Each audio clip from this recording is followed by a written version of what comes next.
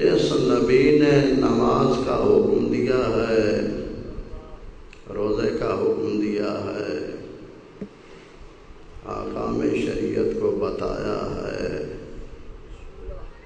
اگر اس نبی پر ایمان ہے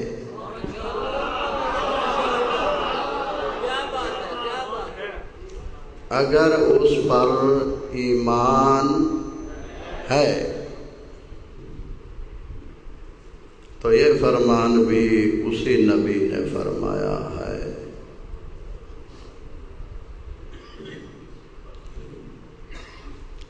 ایک دفعہ سید الانبیاء حضرت محمد مصطفیٰ صلی اللہ علیہ وسلم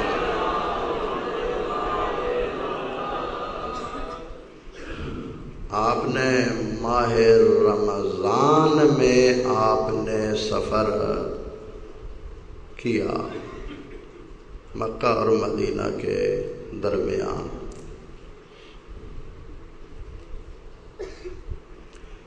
یہ بات تو ہر کوئی مانتا ہے، جانتا ہے کہ حضور پر ایمان رکھنے والے مومن بھی تھے اور آپ کے پاس منافقین بھی بیٹھتے تھے۔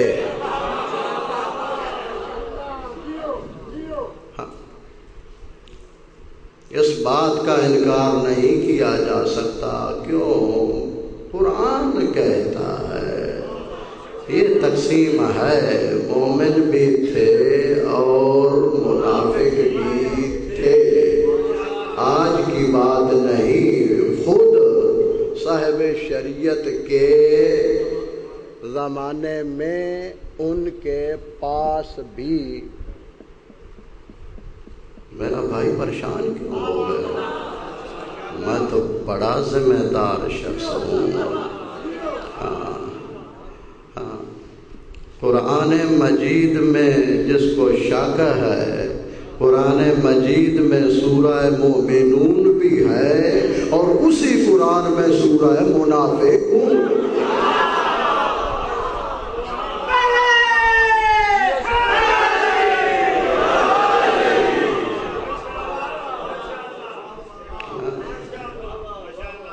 اسی قرآن میں سورہ منافقون بھی ہے۔ یہ قرآن ہے۔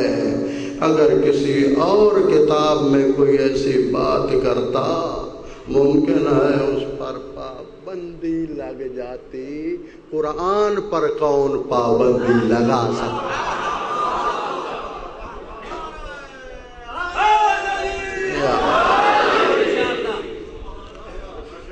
تو حضور سفر پر گئے، مدینہ سے باہر جا کر ایک جگہ پر۔ اب شریعت سکھانی ہے محمد مصطفیٰ نے، یہ اللہ کا رسول ہے۔ سب کے لیے حکم یہ ہے کہ جو یہ دیتا ہے اسے لے لو، جس سے یہ روکتا ہے اس سے روک جاؤ۔ نبی کے مقابلے میں اپنے نظریے پیش نہ کرنا۔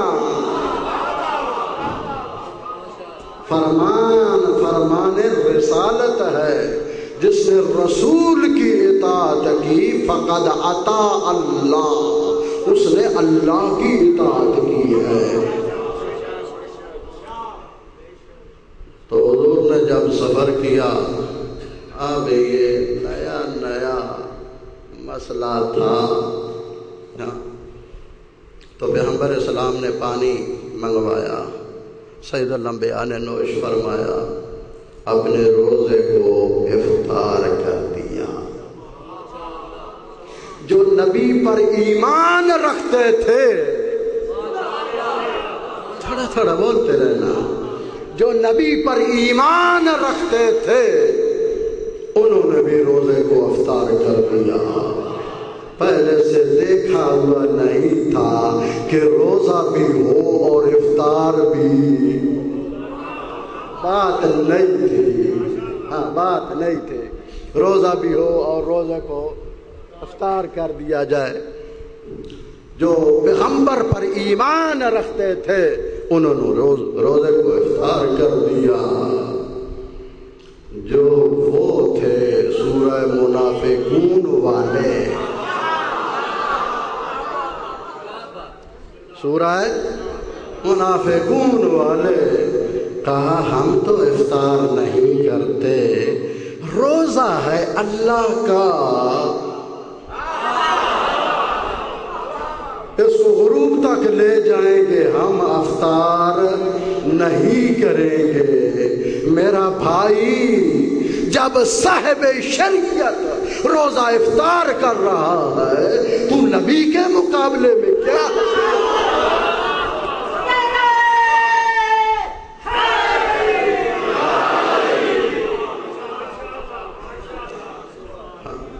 جب صاحب شریعت اجازت دے رہا ہے تو صاحب شریعت کے مقابلے میں تو اپنی مرضی سے شریعت بنانا چاہتا ہے۔ اللہ اکبر۔ جس نبی نے ہمیں نماز کا حکم دیا ہے اسی نبی سے پوچھنا ہے قرآن کی تفسیر کو، قرآن کی تفسیر کو۔ تو علامہ حسقانی اہل سنت والجماعت کے جلیل القدر عالم ہیں اور ہمارے اہل سنت دوستوں کے بزرگ عالم ہیں، بڑے معتبر ہیں، حافظ ہیں۔ انہوں نے اہدنا الصراط المستقیم اس آیت کی تفسیر میں جناب ابن عباس سے روایت کو نقل کیا ہے۔ انہوں نے فرمایا قال رسول اللہ صلی اللہ علیہ وآلہ وسلم، حضور نے ارشاد فرمایا یا علی انت طریق الواضح وانت الصراط المستقیم، اے علی تو واضح طریق ہے اور صراط مستقیم تو علی ہے۔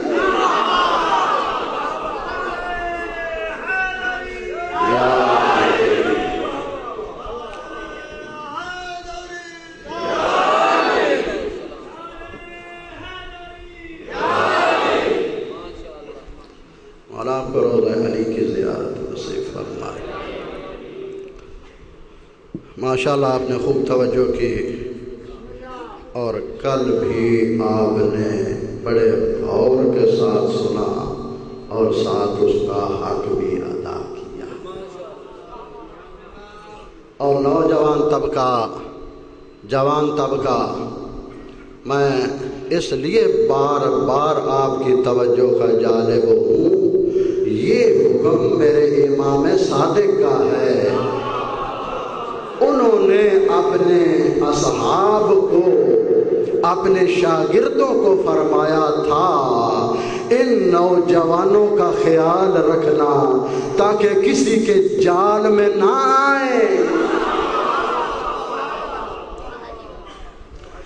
امام صادق آپ کو دوست رکھتے ہیں، آپ کا دوست رکھتے ہیں۔ امام صادق کو آپ کی فکر ہے کہ کہیں پٹڑی سے اتر نہ جائیں، ان کے ذہنوں میں کوئی جراثیم نہ ڈال دے۔ اگر ایک چھوٹا سا بھی آ گیا وہ پھر بڑا بن جائے گا۔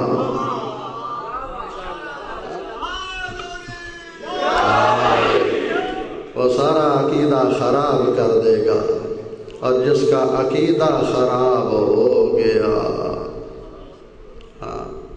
تو پھر عمل پر نجات نہیں ہے، نجات صحیح عقیدے پر۔ ہاں، صحیح عقیدہ بھی ہو اور ساتھ ساتھ صحیح عمل بھی ہو۔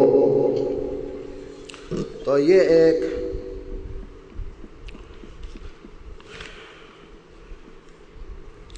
رکا آیا تھا کچھ لوگ میں اس مسئلے کو متعرض نہیں ہونا چاہتا تھا. ہاں سرودہ والو، میں اس مسئلے کو متعرض نہیں ہونا چاہتا تھا. مجھے کسی سے کوئی کام نہیں ہے، میں کسی کو نہیں جانتا. ہاں میں اپنا کام کر رہا ہوں، لوگ اپنا کام کر رہے ہیں.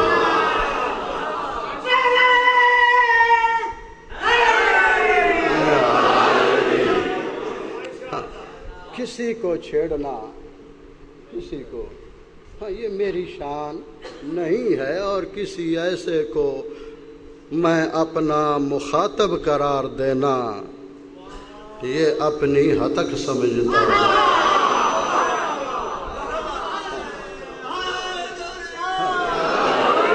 رہا سٹیجر تک کا وہ کیا کہتے ہیں وہ ان کی مرضی. میں کسی کو مخاطب نہیں کرتا. ہم نے آج تک کتابوں میں بھی کسی کا نام نہیں لیا.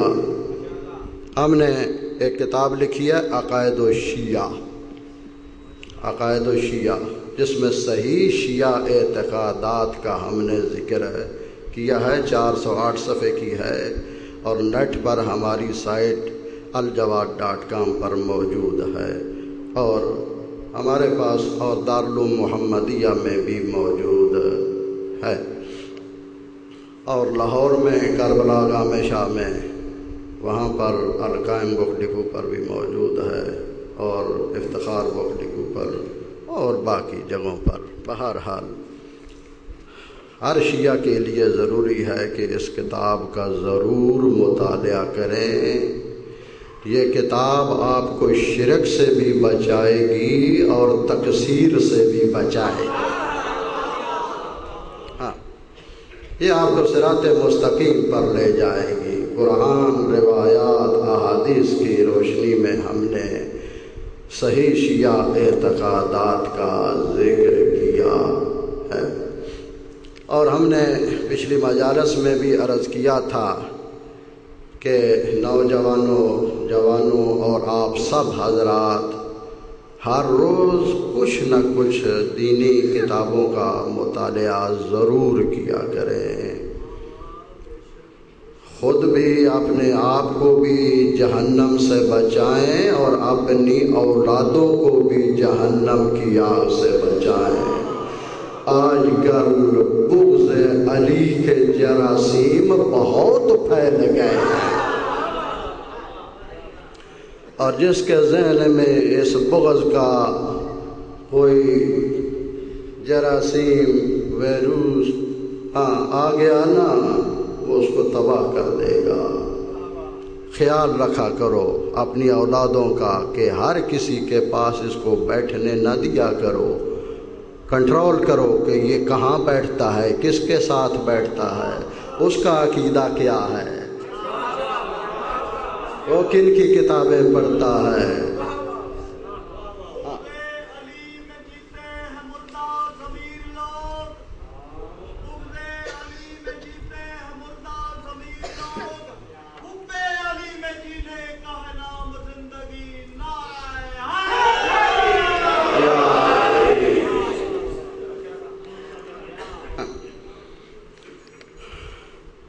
تو اس میں لکھا ہے اگر یہ رکا نہ آتا تو میں ہرگز اس مسئلے کو متعرض نہ ہوتا. اگرچہ ہم نے اپنی کتاب اس رسالہ میں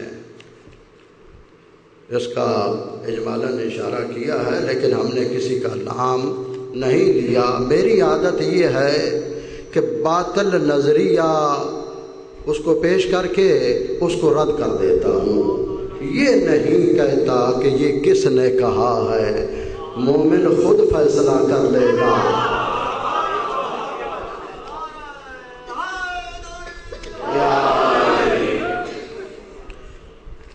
ہاں تو اس میں اب ایمانداری کا تقاضا یہ ہے کہ جس طرح اس میرے بھائی نے لکھا ہے میں ایسے ہی پڑھوں، ایسے ہی پڑھوں. کچھ لوگ سادات کی دشمنی میں کبھی خمس کو شاہی ٹیکس قرار دیتے ہیں تو کبھی سید زادی کا غیر سید سے نکاح جائز قرار دیتے ہیں۔ اب اس مومن نے یہ سوال لکھا ہے، اگر یہ نہ لکھتا میں اس مسئلے کو متعرض نہ ہوتا، فضائل پڑھ کر ولایت پڑھ کر مسائل پڑھ کر چلا جاتا۔ اب چونکہ یہ مسئلہ پاکستان میں محل ابتلا ہے، کچھ لوگ ہمارے مؤمنین کو تنگ کرتے ہیں، لذا دفاع کے طور پر اس کا جواب دینا چاہتا ہوں۔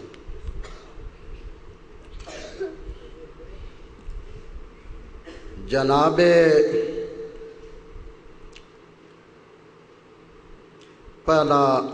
پہلے یہ عرض کروں تمہیداً،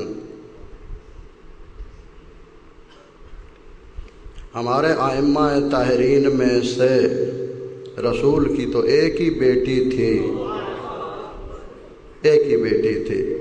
وہ باقی رسول کی صلبی بیٹیاں نہیں تھیں، ربیبہ تھی، پالتو بیٹیاں تھیں۔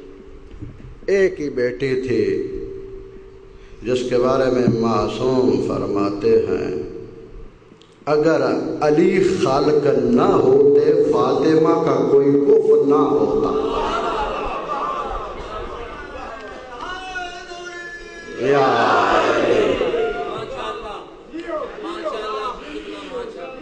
مسئلہ بڑا مہم ہے اور آپ نے انتہائی توجہ کے ساتھ بھی سننا ہے اور ساتھ ساتھ کچھ بولنا ہے تاکہ ہمیں پتہ چل جائے، تاکہ آپ کو ہماری باتوں کی سمجھ آ رہی ہے۔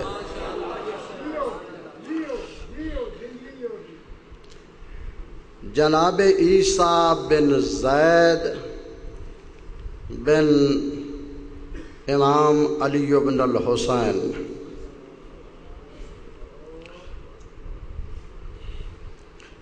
امام سید ساجدین کا بیٹا ہے زید، اور زید کا بیٹا ہے عیسیٰ۔ خاندان رسالت سے ان کا تعلق ہے۔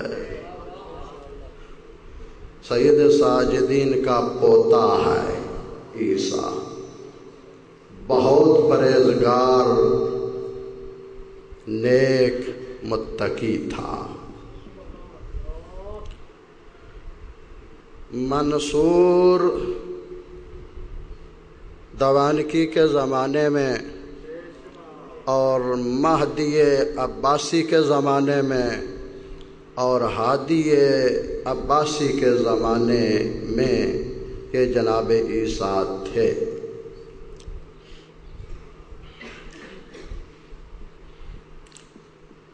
رسول کی ایک بیٹی تھی جناب سیدہ، اور معصوم فرماتے ہیں کہ اگر امیر المؤمنین نہ ہوتے فاطمہ کا کوئی کف کائنات میں نہ ہوتا۔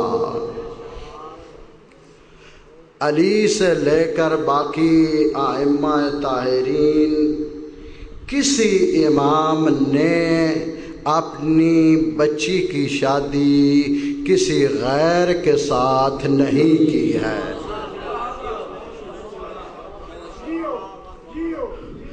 امیر المؤمنین سے لے کر ائمہ طاہرین نے اپنی بچیوں کی شادیاں انہوں نے اپنے خاندان میں کی ہیں، غیروں کے ساتھ نہیں کی، بلکہ گوارا بھی نہیں کرتے تھے۔ اب یہ جناب عیسیٰ چونکہ بعض قیام میں انہوں نے جنگ میں حصہ لیا تھا، بنی امیہ اور بنی عباس کے بنی امیہ کے خوف کی وجہ سے یہ روپوش ہو گئے، مخفیانہ زندگی کوفہ میں بسر کرتے تھے۔ ان کا کام تھا سقائی کرنا، اونٹ تھا وہ پانی بھر کر لاتے تو اسی کو وہ باقی جو سقائی کرتے تھے وہ مشقیں ان سے خریدتے تھے اور اس سے جو کچھ ملتا تھا اس پر گزارا کرتے تھے۔ اپنے چہرے کو ہمیشہ لپیٹے رکھتے تھے تاکہ شناخت نہ ہو، شناخت نہ ہو۔ صرف وہاں کے لوگ یہی جانتے تھے کہ یہ سقا ہے، پانی فروش ہے۔ یہ انہوں نے کسی عورت سے شادی کر لی، عورت کو بھی پتہ نہیں تھا کہ میرا شوہر سید زادہ ہے۔ عورت کو بھی میرے بھائی جی پتہ نہیں تھا، اس سے بھی اپنے نسب کو چھپائے رکھا، حالات ایسے تھے۔ اللہ نے جناب عیسیٰ کو ایک بچی عطا فرمائی، بچی جوان ہو گئی۔ ان کا ہمسائے جو تھے، جو انہوں نے صاحب خانہ سمجھ لیں، انہوں نے ان کی عورت، اس نے اپنے شوہر سے بات کی کہ یہ جو ہمارے نیچے، یہ جو ہمارے ساتھ رہتے ہیں، یہ آدمی بڑا نیک ہے، نمازی ہے، پرہیزگار ہے، تو اپنا ان کا ایک بچہ تھا، جوان ہو گیا، ہم اپنے اس بچے کی شادی اس کے ساتھ کر دیتے ہیں، کیا تو راضی ہے؟ کہا ٹھیک ہے، بڑا آدمی اچھا ہے، ہر کوئی تعریف کرتا ہے، پرہیزگار ہے۔ اب اس کی عورت جو ہے وہ ہمسایہ، اس نے آ کر جناب عیسیٰ کی زوجہ کو کہا کہ ہم اپنے بچے کے لیے تمہاری بیٹی کی خواستگاری کرتے ہیں۔ تو جناب عیسیٰ کی زوجہ بہت خوش ہوئی، ناداری تھی، فقر تھا، چلو یہ لوگ جو ہیں ان کے حالات بہتر ہیں۔ تو جب جناب عیسیٰ گھر واپس لوٹے، کہا یہ پڑوس والے، یہ صاحب آئے ہیں بچی کی خواستگاری کے لیے، اجازت دو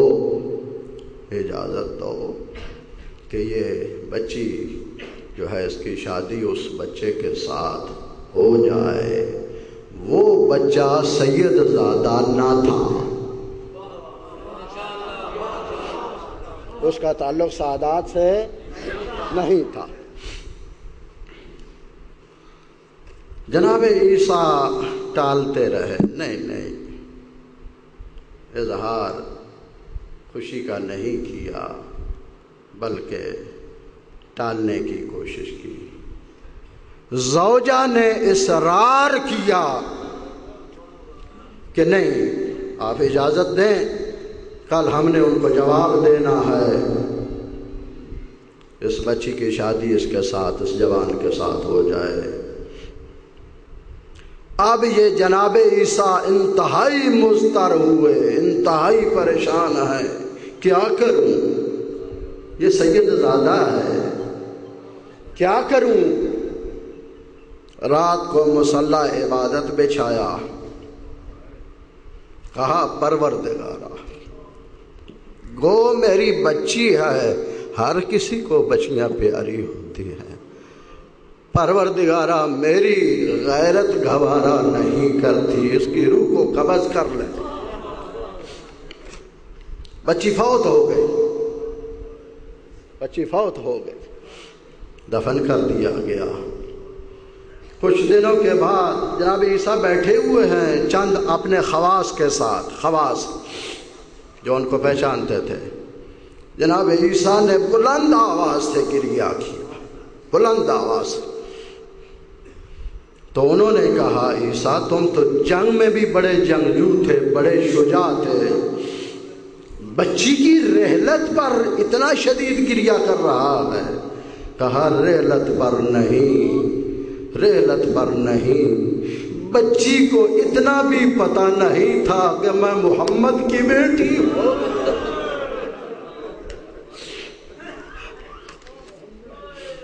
اس دنیا سے چلی گئی، اسے پتہ نہیں تھا کہ میں اولاد علی سے ہوں، یوں کہوں اولاد علی سے ہوں، جملے کی اصلاح کرتا ہوں، اولاد علی سے ہوں۔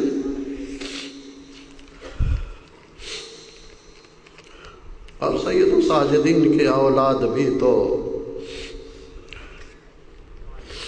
اتنا شدید گریہ کیا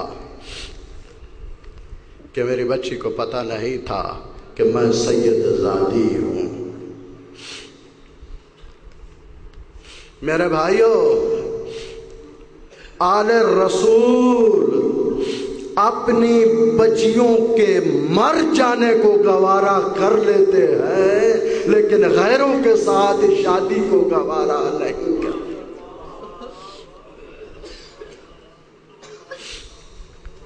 گوارا نہیں کرتے۔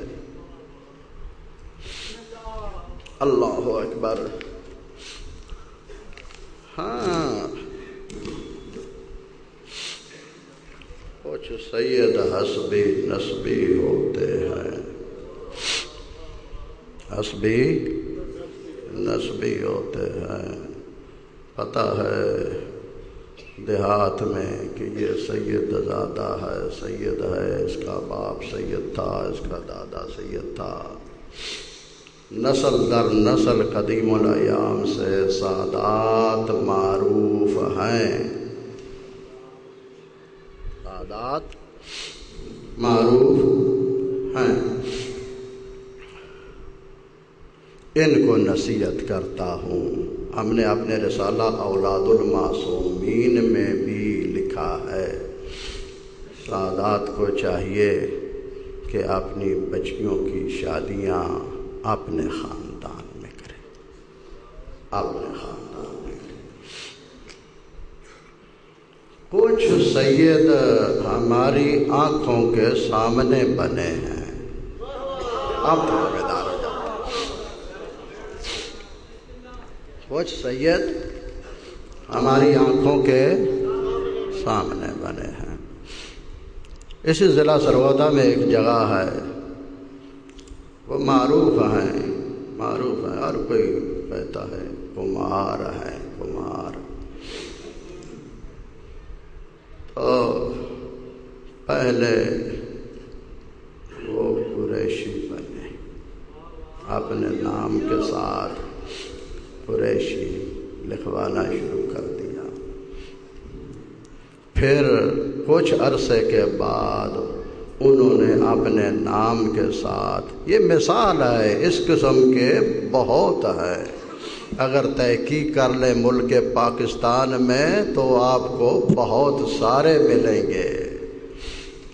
پھر اپنے نام کے ساتھ ہاشمی لکھوانا شروع کر دیا، پھر اپنے نام کے ساتھ شاہ صاحب، شاہ صاحب، پھر کچھ عرصے کے بعد سید صاحب، سید صاحب۔ یہ سید لوگوں کی آنکھوں کے سامنے بنا ہے۔ اگر کسی جوان کا جی چاہتا ہے کہ اس قسم کے سیدوں کی کوئی بچی ہو تو شادی کر لیا کرو۔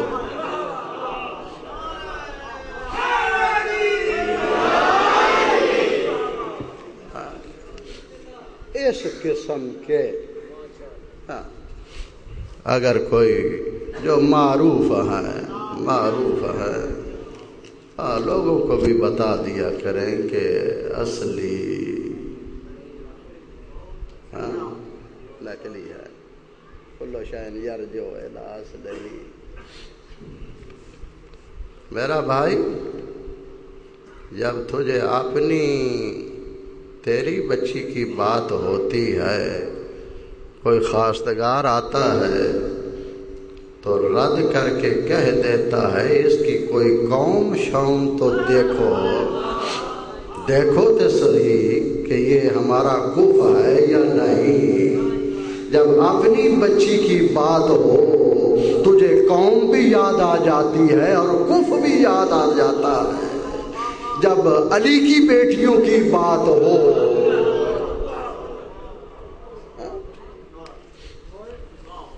اللہ اکبر، تو اس کے بعد یہ خمس کے متعلق البتہ یہ مسئلہ جو ہے اس میں ہم نے لکھا ہے کہ پوری تحقیق جو ہے علماء نے اس مسئلہ کے بارے میں تحقیق کا میدان وسیع ہے، ابھی تحقیق کی مجال ہے، فوراً نہ کہہ دو جائز ہے۔ عدم جواز کے بھی دلائل ہیں، عدم جواز کے بھی دلائل ہیں۔ بہرحال تو کچھ لوگ کہتے ہیں خمس کو شاہی ٹیکس قرار دیتے ہیں۔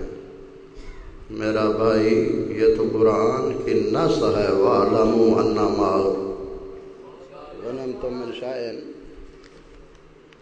یہ تو قرآن ہے پکڑی بھائی۔ ہم نے اس کو اپنی توضیح المسائل میں بھی آیت کو بھی عنوان دیا ہے، وَاعْلَمُوا أَنَّمَا غَنِمْتُم مِّن شَيْءٍ فَأَنَّ لِلَّهِ خُمُسَهُ وَلِلرَّسُولِ وَلِذِي الْقُرْبَىٰ وَالْيَتَامَىٰ وَالْمَسَاكِينِ وَابْنِ السَّبِيلِ إِن كُنتُمْ آمَنتُم بِاللَّهِ، اگر تم خدا پر ایمان رکھتے ہو،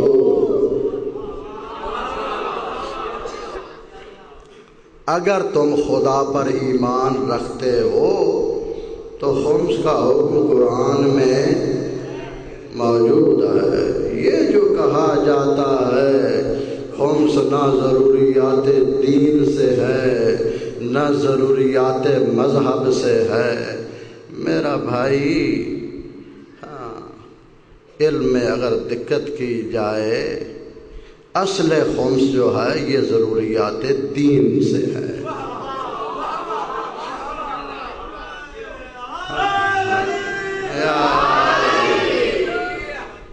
ہاں، یہ دیکھا کہ چونکہ اس مسئلہ کے میں اختلاف پایا جاتا ہے، پس کہا نہ ضروریات دین سے ہے نہ ضروریات مذہب سے ہے۔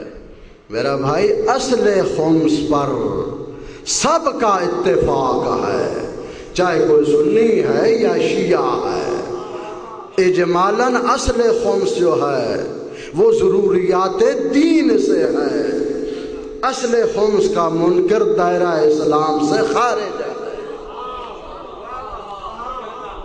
وہ اختلاف جو ہے وہ اس خمس کی بعض جزیات میں ہے۔ نماز ضروریات دین سے ہے یا نہیں؟ یہ پڑھا لکھا مجمع ہے، چونکہ علمی باتیں ہمارا مجمع نہیں سنتا، بیان ہی نہیں ہوتی، پتہ ہی نہیں ہے۔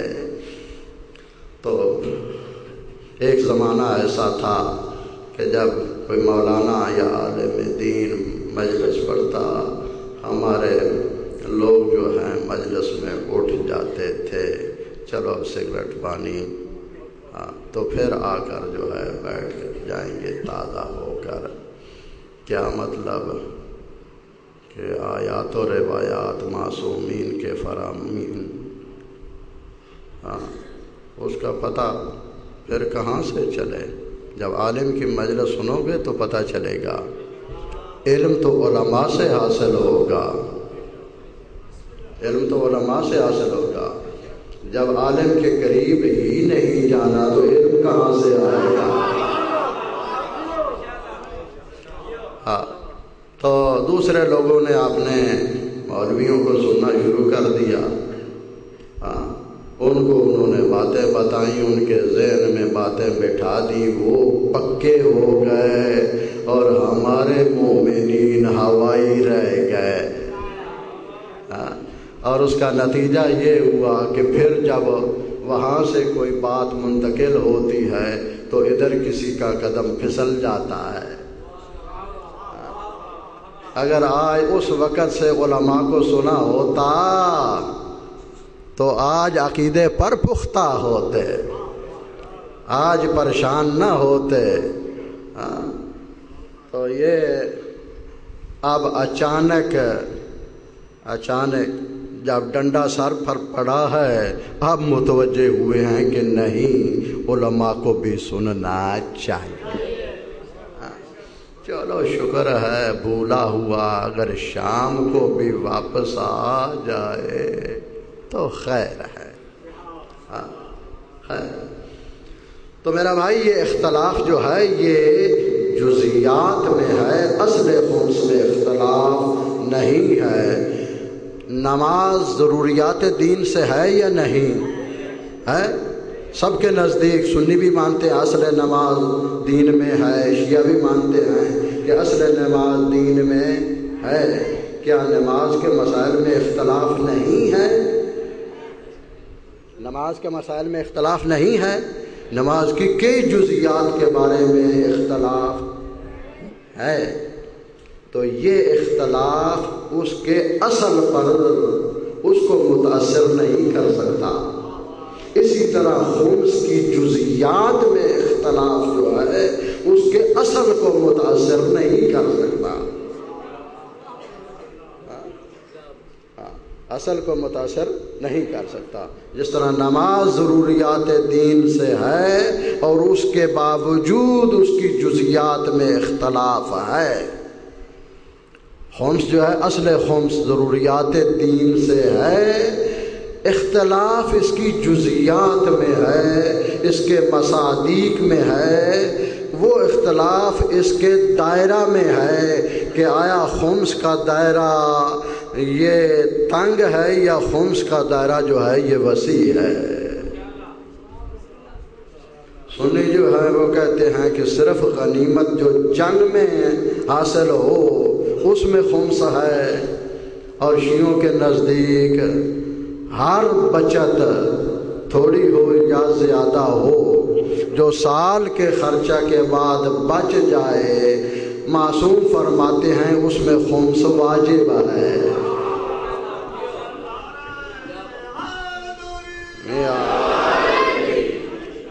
ہاں اس میں خمس واجب ہے۔ تو بس یہ اختلاف جو ہے سیاہ زیغ کے حوالے سے ہے۔ اصل خمس جو ہے یہ واجب ہے، اور اس کی تفصیل جو ہے اس کی طرف ہم نے یہ اشارہ اپنی اس کتاب میں کر دیا ہے۔ چونکہ لوگوں کو پتہ نہیں ہے، لوگوں کو پتہ نہیں ہے، لذا کچھ لوگوں کو بدھو بنا لیا جاتا ہے۔ جس طرح کسی نے بدھ کے دن جمعہ پڑھا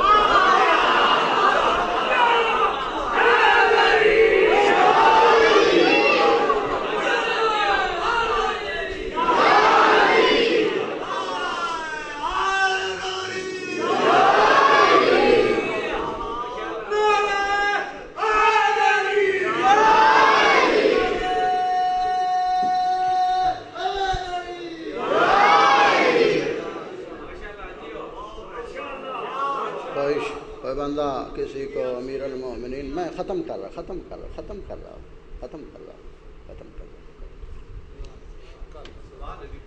سوال ہے تو اور بات ہے، اگر ٹائم کا مسئلہ ہے تو میں ختم کر رہا ہوں۔ اگر مصائب بھی آپ جانا چاہتے ہیں تو میں صرف سلام پر اکتفا کر دوں گا، ہاں مصائب بھی نہیں پڑھوں گا، سلام پر اکتفا کر دوں گا۔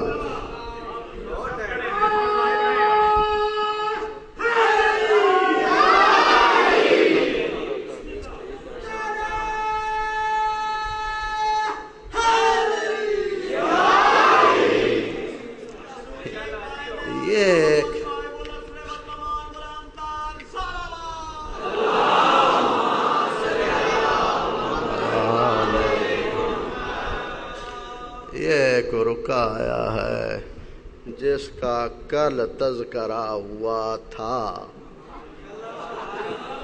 وہ ادھر بھی ہے، اس سے بھی ہمیں خوف لگتا ہے۔ یہ جو سامنے یہ پہنچ گئے ہو، یہ پہنچ گئے ہو۔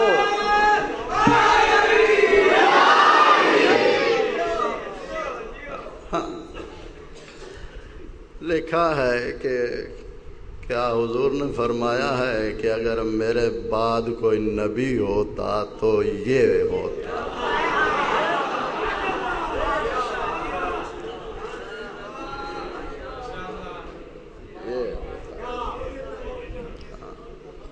تو اس کا جواب دینے کی ضرورت ہے یا آپ سب کو پتا ہے؟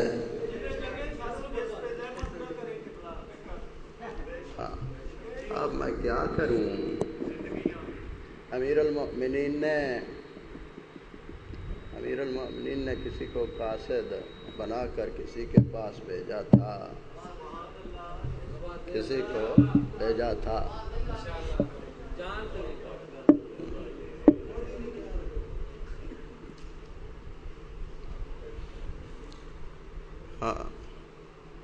تو وہاں پر ان لوگوں نے اس کی سواری کو اس سے غصب کر لیا،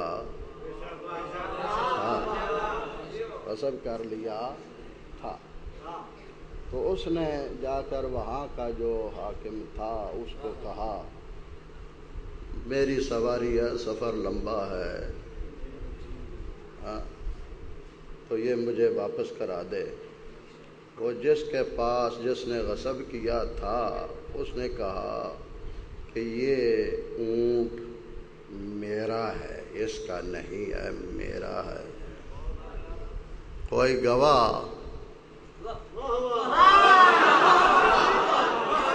پہنچ گئے۔ مولا آپ کو خوش رکھے، مولا آپ کو خوش رکھے۔ 1 نہیں، 2 نہیں، 3 نہیں، 5 نہیں، 10 نہیں، 20 نہیں، 30 نہیں، 50 آدمیوں نے وہاں کے وہ بدھ والے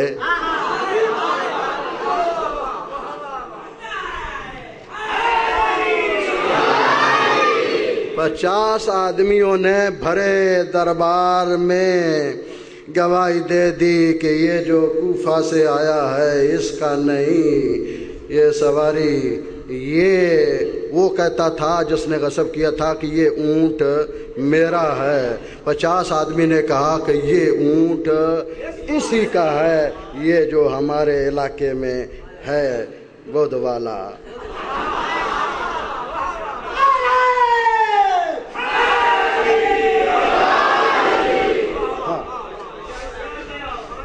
ہاں 50 گواہیاں ہو گئی، قسمیں اٹھ گئیں، قرآن سر پر۔